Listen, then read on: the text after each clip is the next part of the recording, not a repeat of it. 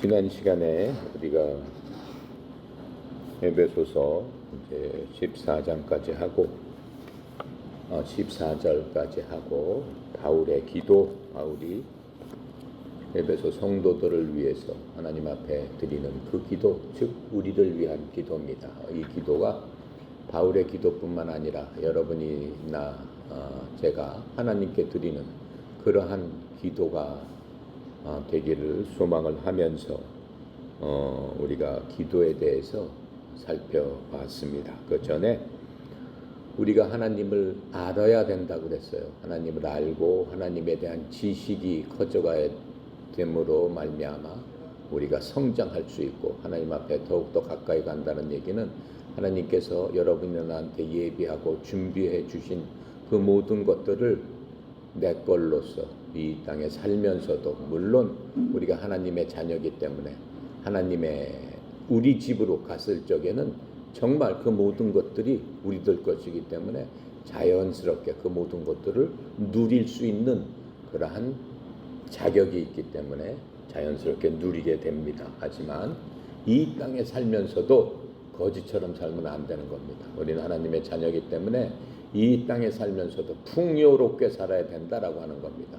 풍요롭게 살아야 된다는 얘기는 재산이 많아서 무엇이 많아서 풍요롭게 산다. 물론 그렇게 살면 좋죠. 그렇게 살아도 풍요롭게 사는 것이지만은 하나님께서는 그런 거 없이도 있는 사람보다 더 풍요롭게 살 수 있도록 우리에게 영적인 복으로 충만하게 주셨다라고 하는 겁니다. 영적인 복이 구체적으로 실현되는 것은 우리가 하나님 앞에 갔을 적에, 우리 집에 갔을 적에 우리가 여러분이나 나나 갖고 있는 그 영화로운 것들을 누릴 수 있는 거죠. 하지만 이 땅에서도 예수님을 믿고 사는 우리들은 하나님의 자녀로서의 삶을 살고 있다라고 하는 것을 결코 잊으면 안 되는데, 그렇게 하나님의 자녀로서의 삶을 살기 위해서는 기본적으로 두 가지를 알고 있어야 돼요. 첫 번째로는 어떻게 한 거예요. 잠깐만 제가 다시 중요한 거니까 복습을 하는 겁니다. 첫 번째로는 뭘 깨달아야 돼요. 하나님을 알고 하나님께서 주시는 그 모든 것들을 깨달아야 될 거 아니에요. 알아야지만 사용할 거 아니에요. 그 깨달음, 거기에 대한 지식은 누구로부터 온다? 성령님으로부터 온다라고 하는 거예요. 성령님이 없는 사람은 깨달음 자체도 있을 수 없어요. 근데 여러분이나 나는 이미 성령님을 가지고 있다. 어디에? 여러분들 마음속에, 하트 안에 갖고 있다라고 하는 거예요. 성령님께서 그 속에 계시겠다라고 내가 하는 얘기가 아니고 말씀을 해 주셨어요. 여러분한테도 그렇고 나한테도 그렇고 예수를 그리스도를 믿는 그 순간에 내가 너희들 마음속에서, 하트 안에서 자리 잡고 있으면서 너희들을 지키고 보호하고 깨닫고 알게 해주겠다, 이렇게 말씀해 주셨다라고 하는 겁니다.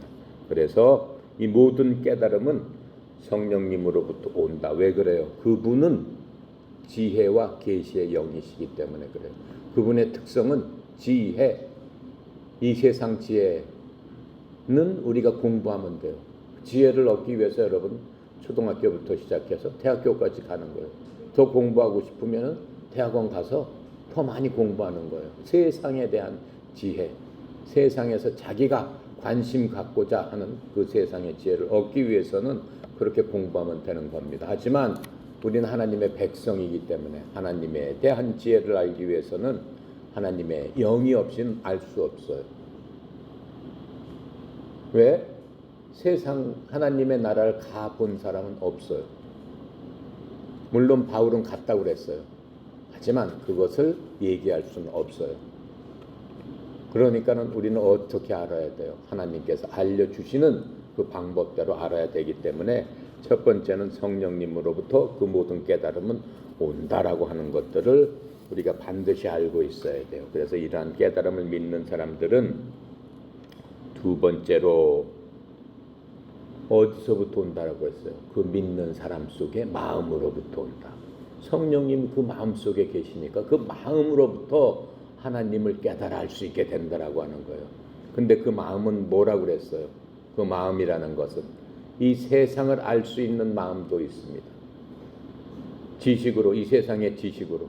하나님께서는 여러분이나 나를 이 세상에서 잘 살 수 있도록 만들어 주셨는데 그건 뭐예요? 여러분이나 나나 똑같이 갖고 있는 것. 오관, 눈, 코, 입. 그렇죠? 맛도 보고 만져서 알 수 있고 그 모든 것들로 깨달아 알 수 있는 거예요. 세상 모든 일은. 하지만 하나님을 알 수 있는 것도 그런 것들을 통해서 알 수 있다라고 하는 거예요. 그런 게 무엇일까요? 그런 게. 그렇게 알 수 있는 게. 그렇게 알 수 있는 거는 어떻게 알 수 있는 거예요? 그렇게 알 수 있는 건 하나님을 알 수 있는 것도 우리는 눈과 코와 입과 오관을 통해서도 그렇게 알 수 있다라고 지금 말씀하고 있는 거예요. 자, 그렇다면은 자, 어저께 이제 거기까지 얘기를 했죠. 그래서 어떻게 성경에서는 오관을 통해서도 알 수 있다라고 하는 것들을 알려주고 있는 겁니다. 자, 그래서 이제 우리가 에베소서 15절, 16절을 어저께 한 거예요. 15절, 16절 다시 읽고 17절까지 한번 읽어볼게요. 함께 읽겠습니다. 이로 말미암아 주 예수님 안에서 너희의 믿음과 모든 성도를 향한 사랑을 나도 듣고 내가 기도할 때 기억하며 너희로 말미암아 감사하기를 그치지 아니하고 우리 주 예수 그리스도의 하나님 영광의 아버지께서 지혜와 계시의 영을 너희에게 주사 하나님을 알게 하시고 자 이렇게 말씀하고 계십니다. 자 17절 이제 어저께 15절 16절 했어요. 17절 하나님을 알아야 된다라고 하는 게 이제 딱 얘기를 하는 거예요. 이제 바울이 기도하는 거예요.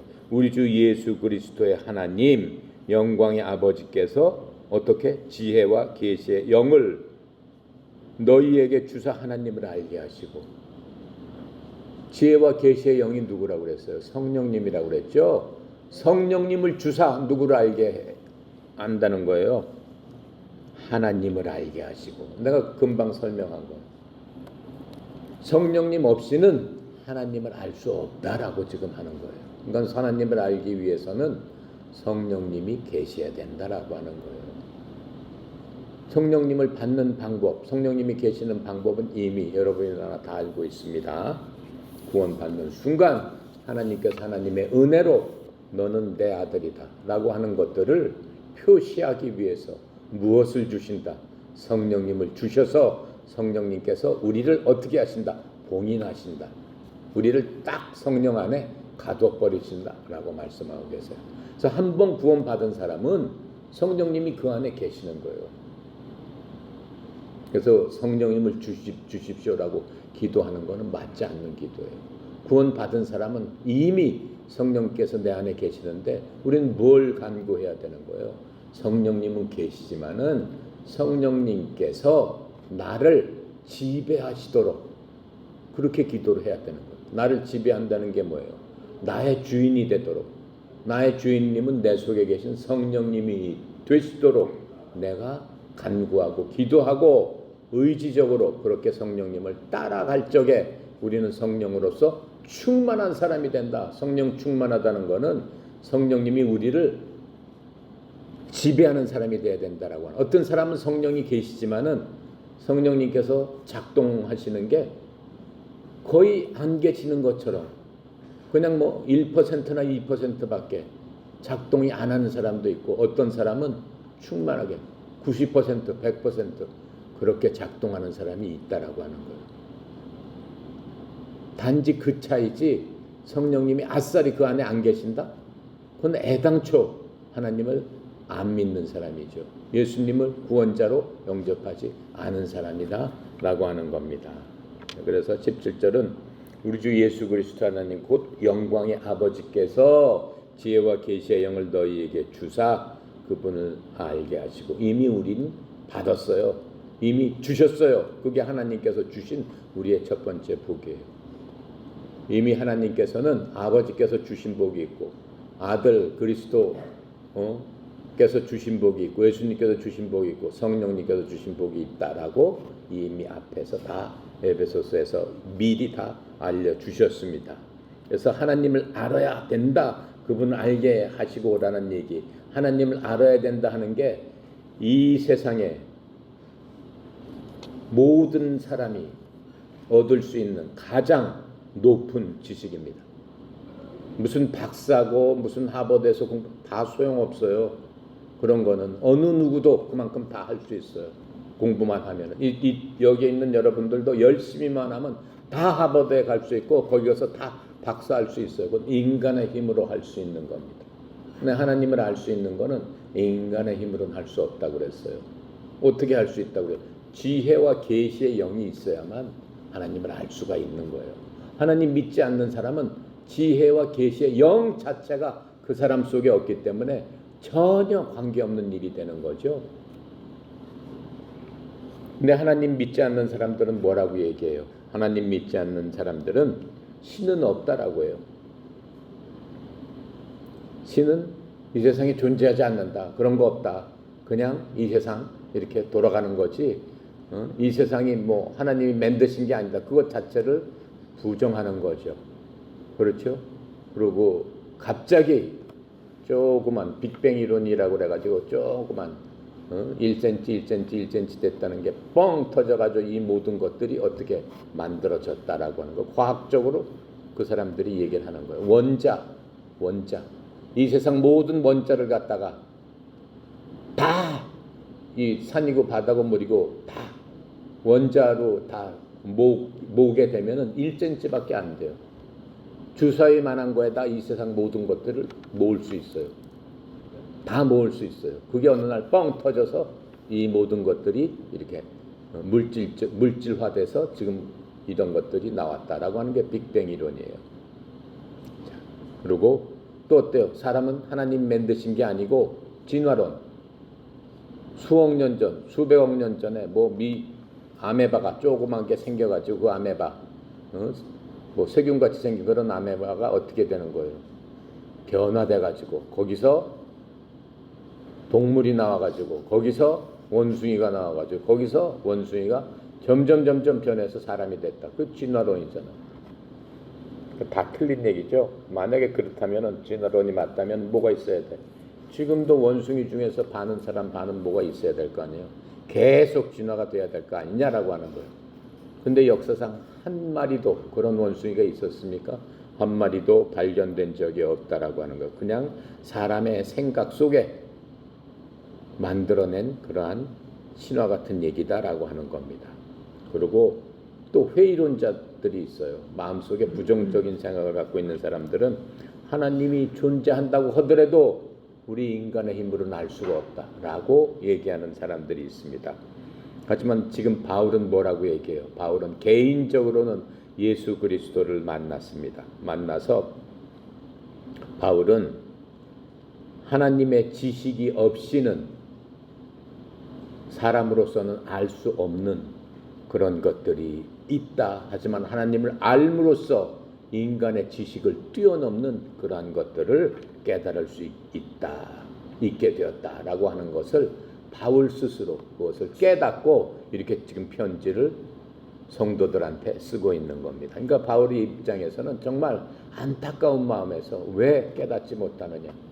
우리가 깨달을 수 있는 유일한 방법은 하나님께서 주시는 성령님께서 주시는 지혜와 계시의 영이 없이는 우리는 깨달을 수 없는데 왜 그것을 찾지 않느냐라고 지금 성도들이니까 다 구원받은 백성들이죠. 하나님의 자녀들이죠. 하나님의 자녀들한테 이렇게 얘기하고 있는 겁니다. 그러니까는 모든 성경 기록은 하나님의 자녀가 아니면은 전혀 뭐 머리만 아프고 잠만 오는 거지 이게 뭐 전혀 이해가 가지 않는 겁니다. 자, 그래서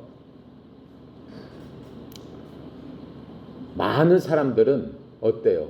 예수를 믿지 않습니다. 세상 전체 인구 중에서 예수님을 믿는 기독교인들은 약 20-30%에 불과합니다. 나머지는 다 믿지 않습니다. 그러니까는 대부분의 사람들이 믿지 않는다고 생각을 해야 되는데 믿지 않는다고 생각하는 사람들은 의도적으로 하나님을 알고 싶어 하지 않습니다. 왜 그래요? 맨 처음에 하나님을 알게 되는 것은 두려운 하나님이기 때문에 하나님을 안 믿으면 너는 지옥 가고 너는 죽는다 부터 시작을 하는 거예요. 하나님을 믿으면 너희들 복 준다 그거부터 시작하는 게 아니에요.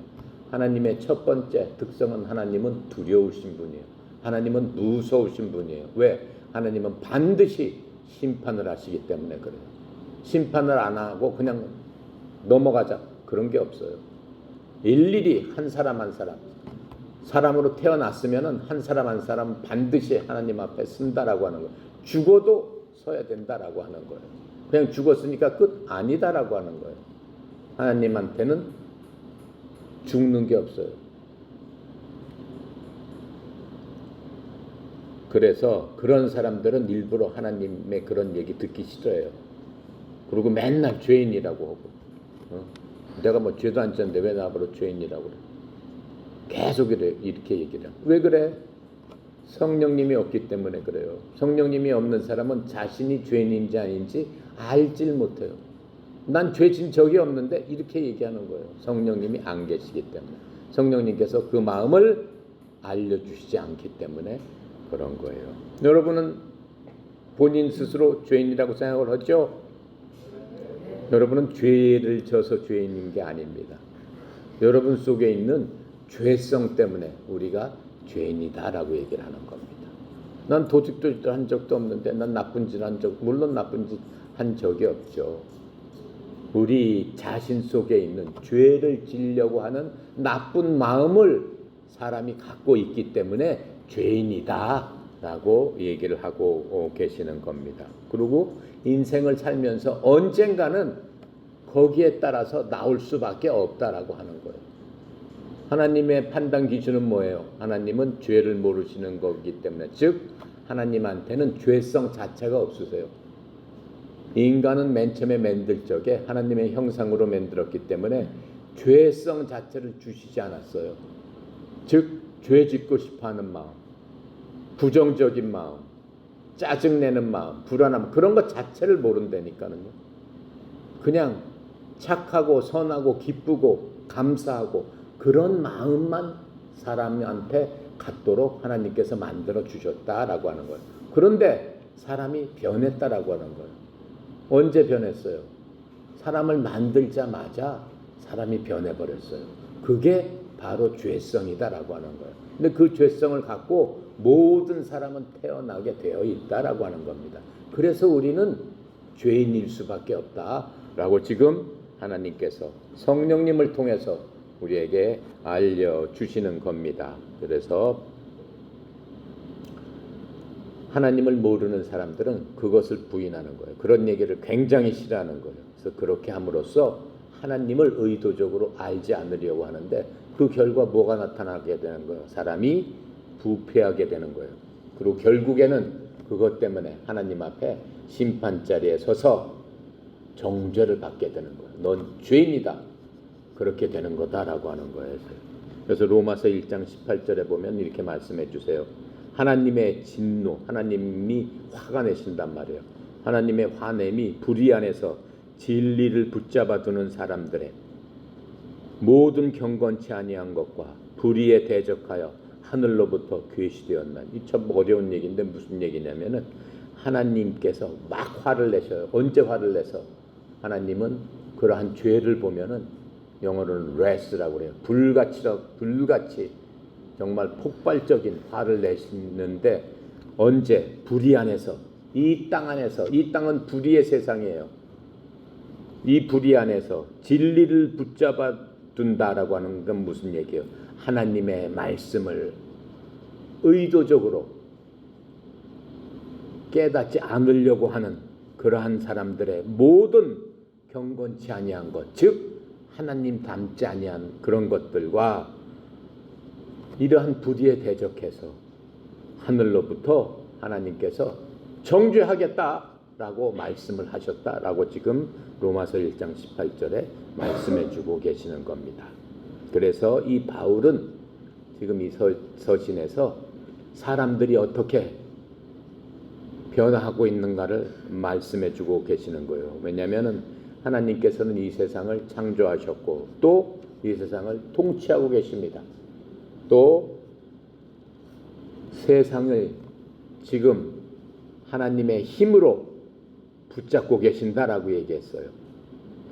붙잡고 계시면서 여러분과 나의 구원자이시면서 또 마지막에는 믿지 않는 사람을 심판하시는 이러한 심판자시라는 것을 의도적으로 사람들이 알려고 하지 않습니다. 그런 하나님을 믿으려고 하지 않습니다. 그렇게 함으로써 이런 하나님에 대한 무시를 하면서 사람들이 뭘 하기 시작합니까? 우상 숭배를 하기 시작해요. 하나님 대신에 자기한테 더 소중한 것이 있단 말이에요. 난 돈이 더 소중해. 난 명예가 더 소중해. 나는 건강이 더 소중해. 나는 하나님보다도 내 친구가 더 소중해. 나는 하나님보다도 뭐가 더 소중해? 더 소중해. 그 소중한 것이 바로 우상이에요. 하나님 대신에 더 숭배하는 이러한 우상 숭배와 도덕적으로 완전히 다 깨져버렸다라는 거예요. 도덕적으로 깨진 게 뭐예요? 부모님을 어떻게 해요? 존경하지 않습니다. 부모님한테 이제는 대적합니다. 학교에 가서도 선생님을 존경하지 않습니다. 선생님이 뭐 잘못하면 동영상으로 찍어요. 선생님이 욕하면 동영상으로 찍어요. 선생님이 때려도 동영상으로 찍어요. 이렇게 하고 어떻게 고발해요. 그건 완전히 부도덕한 거예요. 그렇죠? 물론 선생님 중에서는 진짜로 부도덕한 사람도 있겠지만 대부분의 선생님은 그렇지 않잖아요. 내가 어렸을 때 잘 숙제 안 해가면 나와 맞았어요. 이렇게 하다가 줘라? 집어 던졌어요.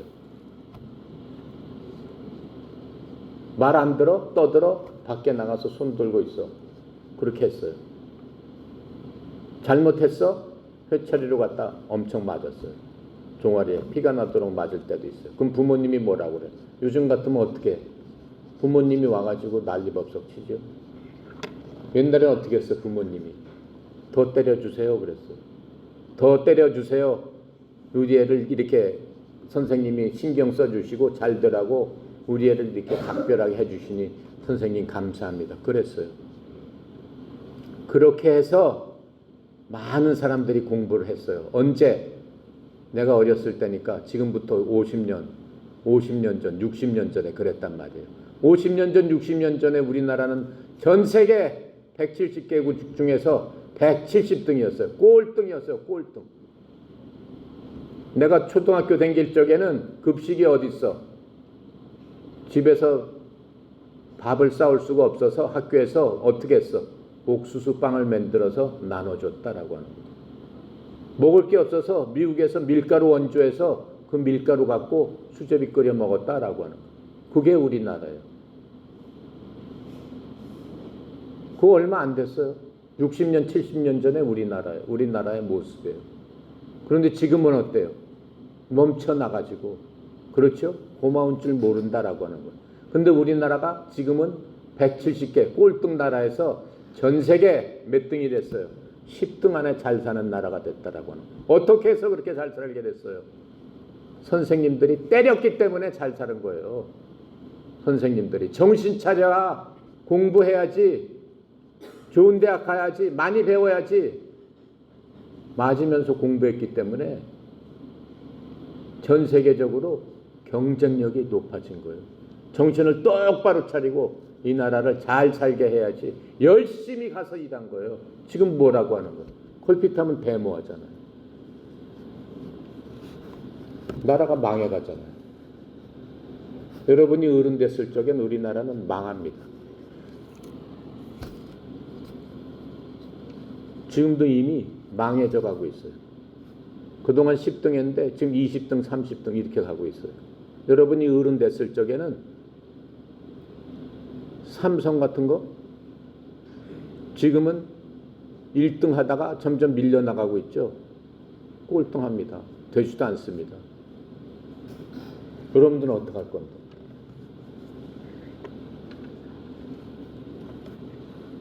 정신을 똑바로 차려야 되는 거예요.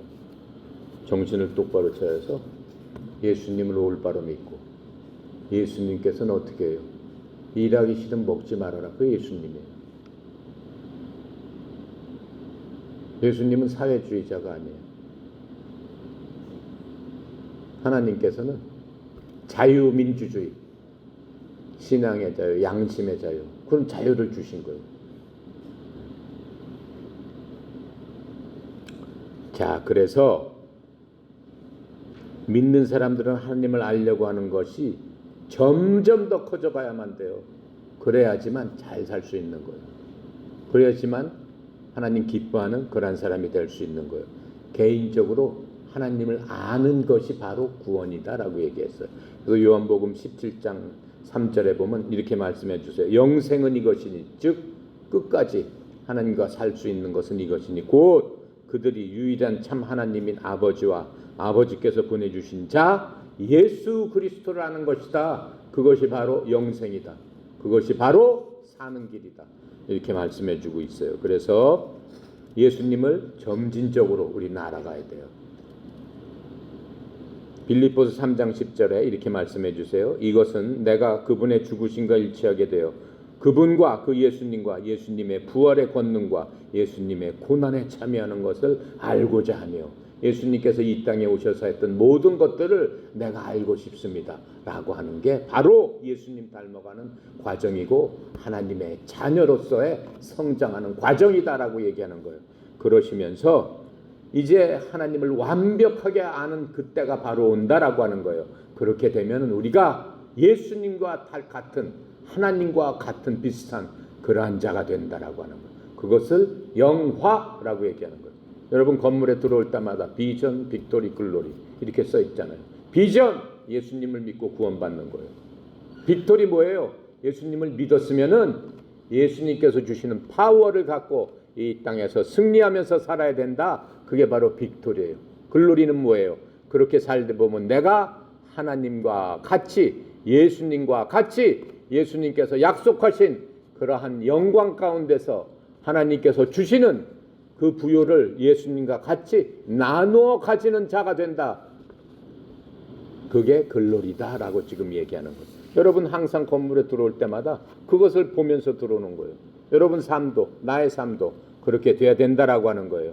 그러면서 우리는 하나님을 완벽하게 아는 그때가 바로 진정한 하나님의 아들이 되는 영화로운 자가 되는 예수님과 같이 되는 그러한 자가 된다라고 하는 거예요. 그래서 우리는 하나님의 뭘로 만들어졌다고 그랬어요? 형상으로 애당초에 만들어져서 다시 하나님의 형상으로 만들어준 그 사람으로 돌아가야 된다라고 하는 거예요. 그렇게 돌이키겠다라고 하는 게 하나님의 크신 계획입니다. 하나님이 우리를 사랑하시는 바로 그 목적입니다. 하나님의 형상으로 만들어졌다는 건 뭐예요? 창세기 1장 26절에 보니까 이렇게 써 있어요. 우리가 우리의 형상으로 우리의 모양에 따라 사람을 만들자 이렇게 말씀하고 계세요. 우리라는 건 뭐예요? 아버지 하나님, 성령 하나님, 또 아들 하나님, 그리스도 예수님이 애당초부터 이 땅을 만들기 전에 우리를 만들기 전에 그분 셋이서 한 하나님이 되셔서 우리를 만들어 주셨다라고 하는 겁니다. 그래서 우리가 하나님을 더 잘 알게 되면은 우리 자신과 각각 옆에 있는 친구도 더 잘 알게 되는 겁니다. 그래서 하나님을 단지 우리의 구원자이시고 나를 천국으로 인도하시는 그분이다 라고 하는 것으로는 부족하다라고 하는 겁니다.